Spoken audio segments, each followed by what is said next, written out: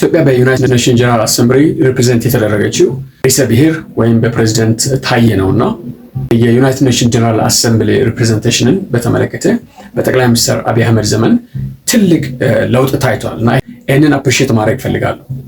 ምንድነው ጠቅላይ ሚኒስትር መለስ ዜናዊና በፕሬዝዳንት ነጋሶ ጊዳዳ መካከል ከተፈጠሩ አለመግባባቶች ውስጥ አንደኛው ኢትዮጵያን ዩናይትድ ኔሽንና በመሰል ኢንስቲትዩሽኖች ማን ሊወክለው ይገባል የሚል አጨቃጫቂ ጉዳይ ነበር። ምክንያቱም ፕሬዝዳንት ነጋሶ እኔ ርዕሰ ብሔር ስለሆንኩኝ ወይም ሄድ ኦፍ ስቴት ስለሆንኩኝ የዩናይትድ ኔሽን ጀነራል አሰምብሊም ዋና ዓላማው የሀገርን ኮንቲኒቲ እና ዩኒቲን የማሳየት ለሄድ ኦፍ ስቴቶች ወይም ለርዕሰ ብሔራን ቅድሚያ ስለሚሰጥ ይሄ ደግሞ በኢትዮጵያ ሕገ መንግስትም እኔን የሚመለከቱ ናቸው በማለት ይሞግት ነበር። ኢቭን ከዛም አልፎ ቀዳማዊ እመቤት መሆን ያለባት የኔ ሚስት ናት እንጂ ያንተ ሚስት አይደለችም የሚል ክርክር ነጋሶ ጊዳዳ ያቀርባልና በዚህ ጉዳይ ብዙ ነገር ውስጥ እንደገቡ ነጋሶ ጊዳዳ ይህን በአንደበቱ ተናግረዋል። የኢትዮጵያ ሕገ መንግስት በጣም ክሊር በሆነ መንገድ ይህንን ባያስቀምጥም የሀገሪቱን ዩኒቲ ሪፕሬዘንት እንደሚያደርግ ከተረዳን ነጋሶ ጊዳዳ ሪፕሬዘንት ቢያደርጉ ትክክል ይመስላል። ዩናይትድ ኔሽን ጀነራል አሰምብሊም ካያችሁ ንግግርን የሚያደርጉበት ኦርደርን ደግሞ ስንመለከት ቅድሚያ ለሄድ ኦፍ ስቴት ወይም ለርዕሰ ብሔር ይሰጣሉ። ከዛ በኋላ ነው ለጠቅላይ ሚኒስትሮች ይሰጣሉ። ሌሎችም የሀገር ባለስልጣናት ካሉ ኦርደሩ መጨረሻ ላይ ለእነዛ ባለስልጣናት ከውጭ ጉዳይ ሚኒስትር ቀጥሎ ይደርሳል ማለት ነው። የዩናይትድ ኔሽን ጀነራል አሰምብሊ ቅድሚያ መስጠት የሚፈልገው ለሄድ ኦፍ ገቨርንመንት ወይም ለመርህ መንግስቱ ሳይሆን ለሄድ ኦፍ ስቴት ወይም ለርዕሰ ብሔሩ ነው።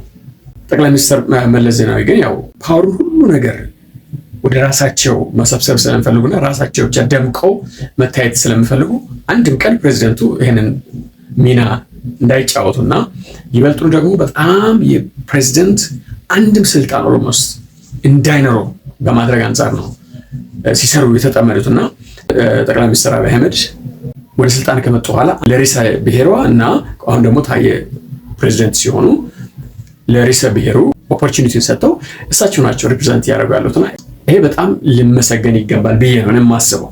እኔ ፐርሰናሊ የተወሰነ ጊዜ ጠቅላይ ሚኒስትሩ አፒር ያደረጉ የተወሰነ ጊዜ ደግሞ ፕሬዚደንቱ አፒር ያደረጉ ወይም ፕሬዚደንቱ ደግሞ ሁሌ ይህንን ራን ቢያደርጉና በጣም ኤክስኪዩቲቭ የሆኑ ስትራቴጂክ የሆኑ ሴኪሪቲ ጉዳይ፣ የደህንነት ጉዳዮች እና በጣም ወሳኝ የሆኑ መርሃ መንግስቱን ውሳኔ የሚጠይቁ ዝግጅቶች ላይ ወይም ስብሰባዎች ላይ ጠቅላይ ሚኒስትር አብይ መወከል አለባቸው። ምክንያቱም የመንግስት መሪ እሳቸው ናቸውና የመንግስት ዲሲሽን የሚጠይቀው እሳቸው ቺፍ ኤክስኪዩቲቭ ስለሆኑ የሀገሪቱ ቺፍ የሆኑ ውሳኔዎችን መወሰን የሚገባቸው እሳቸው ስለሆኑ እዛ ላይ አፒር ማድረግ አለባቸው።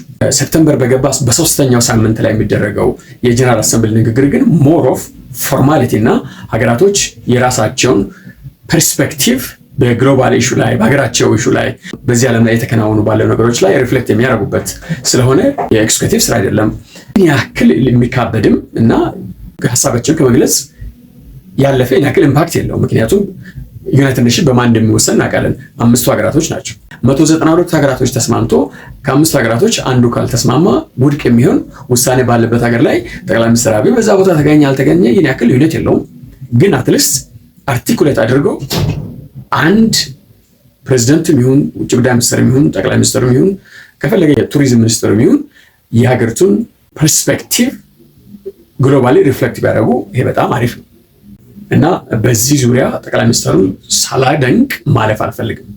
ይሄ ጠቅላይ ሚኒስትር መለስ ዜናዊ ፌል ያደረገበት በጣም ግሪዲ የሆነና ራሱን ዲስፕሌይ ለማድረግ የተጠቀመበት መንገድ ስለሆነ ዳት ዋዝ ሼም ኦን ዩ ብየዋለሁ በዛን ሰዓት። ይህን ያክል አስፈላጊ ባልሆነበት ነገር ላይ ከነጋሶ ጋር እንካ ሰላምታ ውስጥ መግባት ነበረባቸው ብዬ አላስብም። ከዚህ ጋር ተያይዞ ደግሞ ፕሬዚደንት ታዬ የኢትዮጵያን ፐርስፔክቲቭ በጣም ሪፕሬዘንት አድርገዋል በዚህ ንግግራቸው ላይ። ከሁሉ በላይ ደስ ያለኝ ምንድነው የወደብ ጉዳይ የኢትዮጵያ አክሰስ ቱ ዘ ሲ መብቷን አስቀምጠዋል።